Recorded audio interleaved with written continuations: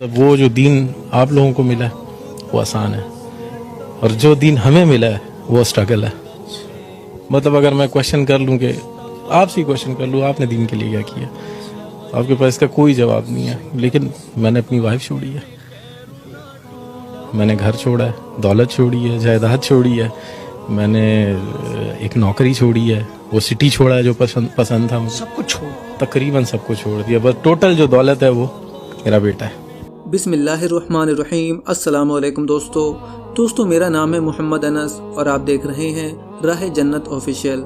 दोस्तों, हिंदू से मुसलमान बना ये शख्स कैसे अपनी आप बीती बताते हुए रो पड़ता है। मुसलमान होने से पहले इस शख्स के साथ क्या क्या हुआ था, ये देखकर आपकी आंखों से आंसू निकल आएंगे। आपसे सिर्फ एक गुजारिश है, आप इस वीडियो को भले ही लाइक करें या ना करें, लेकिन इसको एंड तक ज़रूर देखिएगा। दोस्तों, वीडियो में नज़र आने वाला ये शख्स पहले हिंदू हुआ करता था, लेकिन इस्लाम कबूल करते ही इसकी बीवी ने इसको तलाक दे दिया। जायदाद छोड़ना पड़ी, घर बार छोड़ना पड़ा, बीवी छोड़ना पड़ी। एक बेटा है जो मुसलमान होकर इस बाप के साथ आया है। एक दिन ये हिंदू शख्स गम में निढाल होकर अल्लाह से शिकवा करते हुए सो जाता है। फजर से पहले आँख खुलती है, क्या देखता है कि इसकी आंखों के सामने एक रोशनी है। आवाज़ आती है, या अहमद। अपने नबी से इस मुलाकात को बताते हुए ये हिंदू शख्स रो पड़ता है। और फिर उनके साथ आगे क्या होता है, इसे जानने के लिए इस वीडियो को पूरा देखिए, और अगर दिल पर असर करे तो इस वीडियो को लाइक करें और दूसरों तक ज़रूर पहुंचाइए। वो जो दीन आप लोगों को मिला है वो आसान है, और जो दीन हमें मिला है वो स्ट्रगल है।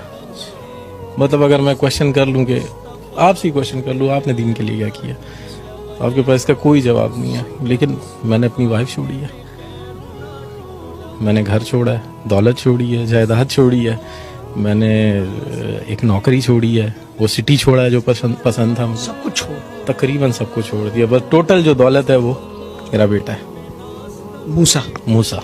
ये भी मुसलमान। जी जी जी। अहमद, जरा बताना यार क्या हुआ। सर, तकरीबन ये हमारी कुछ अरसा पहले हमारे घर पे कुछ एक फैमिली आई थी, मुस्लिम फैमिली थी, जानने वाले। तो वो यहाँ से लड़के गए थे, मतलब मेरा सर भी फटा था उसके अंदर, और फिर उल्टा हमें मार के और जाके हम पे रिपोर्ट कर दी। तो दिल दुख गया? दिल बहुत दुख गया था सर, बहुत दुखा था। बस उस रात में अल्लाह माफ़ करे, अल्लाह से गिला करके सोया था कि या अल्लाह, मतलब तूने तेरे रास्ते पे आए हैं और तूने इस तरह हमें जहरीलो ख्वार छोड़ा हुआ है। तो तकरीबन फजर के वक्त हम नमाज के लिए उठते हैं, तो मैं नमाज के लिए उठूँ और उठूँ तो देखें सामने एक तेज़ रोशनी है मेरे बिल्कुल सामने। उस तेज़ रोशनी में जो है वो सरकार दो आलम खड़े हुए हैं, तशरीफ वहाँ पे खड़े हैं, और मुझे उन्होंने आवाज़ दी, या अहमद। फिर कहो, या अहमद, ये फिर कहो, या अहमद, ये कहा उन्होंने। तो मैंने उन्हें सलाम किया। तकरीबन 16 मिनट हमारी बातचीत रही, और तकरीबन जो भी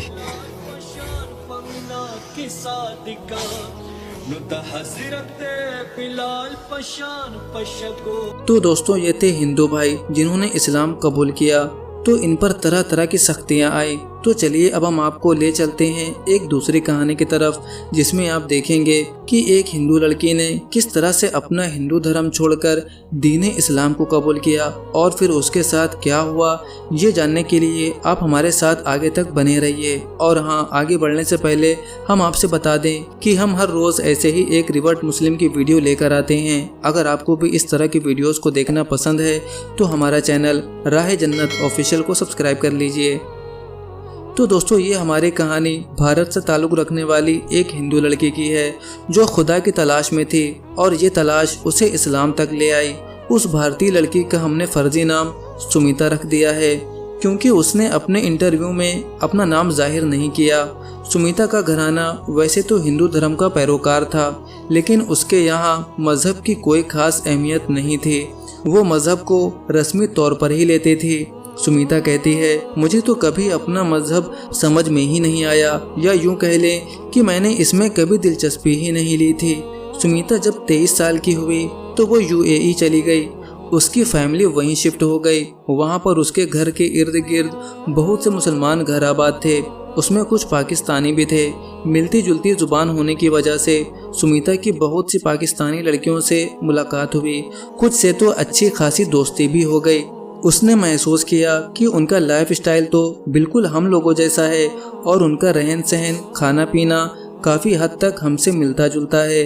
भारत में भी बहुत से मुसलमान आबाद थे, लेकिन उनसे सुमिता का ज़्यादा मेल मिलाप नहीं था। उसकी वजह शायद ये थी कि वहाँ मुसलमानों को कमतर समझा जाता है, बल्कि नफरत की जाती है।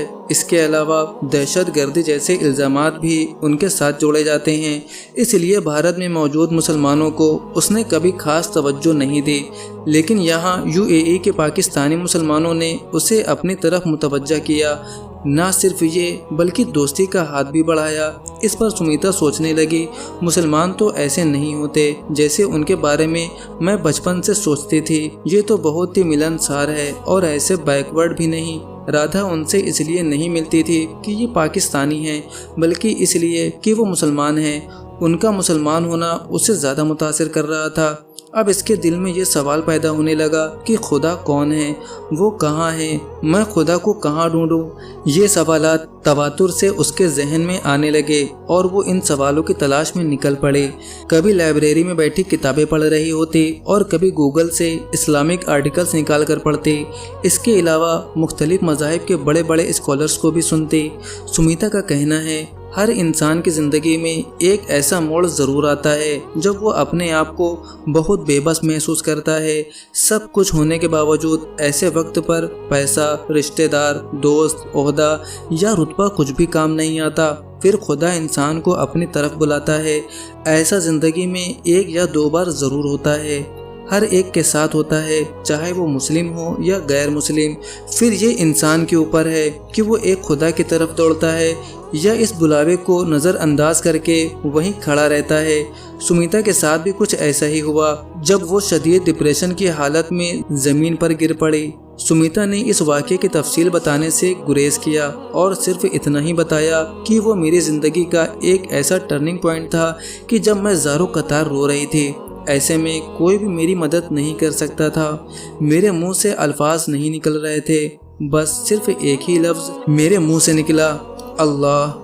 और फिर ऐसा सुकून तारी हुआ जिसे लफ्ज़ों में बयान नहीं किया जा सकता। ये तो वही समझ सकता है जो इस कैफियत से गुजरा हो। ये वो लम्हा था जब उसकी खुदा की तलाश मुकम्मल हो गई और उसे मालूम हो गया कि सिर्फ अल्लाह ही मेरा हकीकी रब है। और इसके बाद बहुत जल्द उसने इस्लाम कबूल कर लिया और अपना नाम मरियम रख लिया।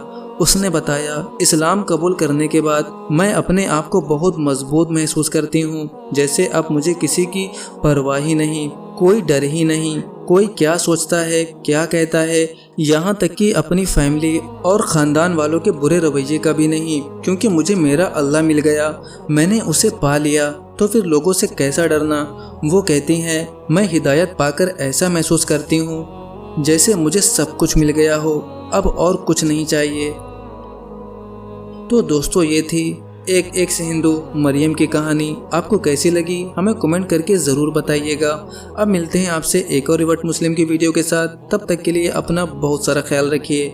अस्सलामु अलैकुम वरहमतुल्लाहि वबरकातुहू। शादीशुदा जिंदगी खराब ना होने दें, अपनाइए अफ्रीका की जड़ी बूटियों से बनी ये बहुत ही कामयाब आयुर्वेदिक दवा।